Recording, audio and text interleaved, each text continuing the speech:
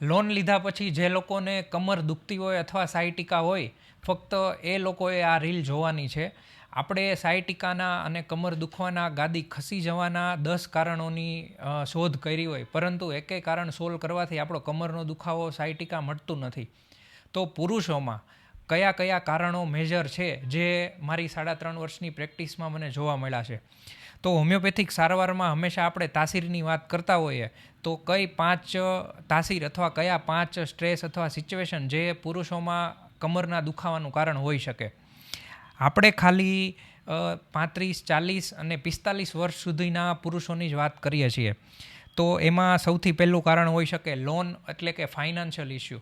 બીજું કારણ હોઈ શકે પોતાના નિર્ણય પ્રમાણે ધંધામાં ન ચાલી શકે, પોતાના મનગમતી જોબ અથવા મનગમતો ધંધો ના હોય, પરાણે કોઈ બિઝનેસ કરવો પડતો હોય.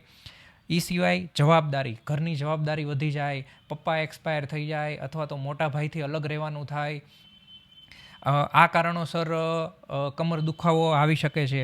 એ સિવાય ઘરમાં ઝઘડા થતા હોય, દેરાણી જેઠાણીના ઝઘડા હોય, અથવા તો વહુ અને મમ્મી આ બંને વચ્ચેના ક્રાઇસિસ હોય. આ બધા સાયટિકા, ડિસ્ક બલ્જ, ગાદી ખસી જવી, ઇવન ઓપરેશન સુધીના કેસ સુધી લઈ જઈ શકે છે.